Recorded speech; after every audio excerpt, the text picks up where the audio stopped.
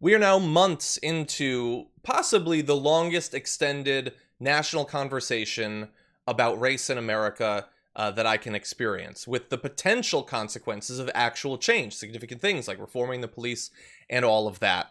But our government is not likely to want to be a big part of that conversation. And perhaps it's for the best, because we have a video that we're going to show you of White House Trade Representative Peter Navarro talking about what he thinks about the conversation around race. None of this racial divisions have made any sense to me. And I'm a Californian. We don't see race out there. So it's like I live my life in a race blind world, and it troubles me. It troubles me that we have so much of this discussion when in fact we've got real problems in this country. In charge of international trade for the U.S. He went to the same line that I mentioned earlier. He starts telling us what the American people want to care about, just based strictly off of his own opinion. What the American people don't want to talk about this. What the American people want to talk about, based on who? Did you talk to anyone that told you that? Was it Jim in Ohio that told you? No, just say it. American people don't want to talk about this. Yeah, we do. That's why you see everybody in the streets.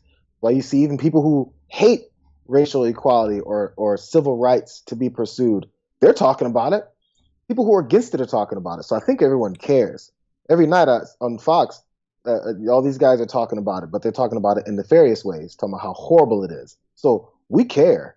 It's just you're trying to get us to stop talking about it from the side of doing something about it. That's the problem. So also, by the way, California is this racially blind state. People have this weird thing. I'm not sure which part of the state Peter Navarro lives in, but people always assume when somebody says California, they just think it's LA. So I'm going to Cali. If you're in Ohio and you say, I'm going to go to Cali, does anyone ever say, oh, you're going to Sacramento, huh? No one assumes that. So there's this colorblind LA. First of all, it's nowhere near number one. There's 39.5 million people as of 2019 living in the state of California. Do you think nearly 40 million people that there's racial blindness going on? Nothing ever happens. We see videos of this all the time, and those are just very small instances. We're talking about systematic type of racism. Hold on, JR. That happens here. So you're asserting that in your view, someone could live in California and be racist? It's crazy. But hold on. I looked up where he lives, or at least lived up until recently. I can't 100% assert. So I'm going to tell you the place, and you tell me whether you're going to apologize for asserting that he could be racist. Orange County. Maybe. For people that don't know, Orange County is south of LA. It is conservative and Trump hubs. It's not completely, of course, but that's where it'll be. It's more likely that you'll run across Trump supporters. Also, you go to the middle of nowhere, you go east into the state of California, further northeast, the more remote areas. Everywhere you get into those areas, the state is a state. It's not just a city. And by the way, the city is also not free and clear of it. Let's just keep it real. I don't know if he thought about that answer before he gave it, but talking about how he's from California, therefore he doesn't know what racism is. Yeah. I really thought it was going to be like Watts. I really did when I Googled it, but no.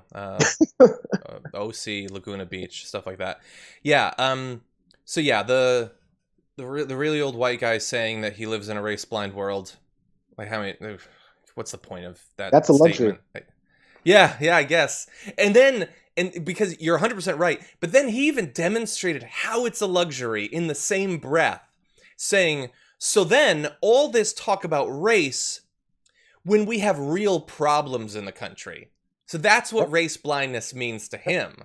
That I pretend that any problem that has to do with race doesn't exist, or if it does, it's not a real problem. Real problems are for people who don't have racial problems, other people. In the same way that in Tucker Carlson last night, he said, we have to fight to preserve our nation and heritage against these two women of color. We. Who's the we? I'm not going to say who the we is, but we have to do it because they are taking away our nation in heritage. Isn't it nice to be able to said use it. vague language but communicate so much? Yep. So clearly, it's very easy how it goes. I've said this before too. Is just the argument about just the acknowledgement of racism, because we also had times, I think I put together a mashup the other day where Tucker had said, we had a black president, hello. So we already know how stupid that argument is. Yeah. But the perception of these people, their position of privilege and expectations of being the guardians and gatekeepers of whether or not something is racist or not, is already a form of supremacy. So in order for us to do anything about the racism problems in our country, we have to convince you that they exist before we take action. Why are you the gatekeeper for that? Why is it that you're this superior being that we have to convince that racism exists when you're the racist? Yep. Why should I listen to you? Yeah. You are the bad guy. Like, your thought is like, no, we're not going to do anything about this. You somehow convince me that racism is a real thing. Well, shut up. Get out of my face then. You're a nobody to me. What are you here for? So that's just the way our whole society is run. Hey, convince them that we can do that something's a problem, so we can finally do something. They're the problem. Why would they agree to that?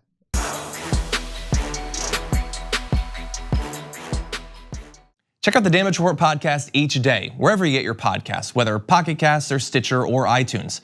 You can join me as I give you the news and stories you want, with a range of co-hosts and interview guests jumping in on the fun each day.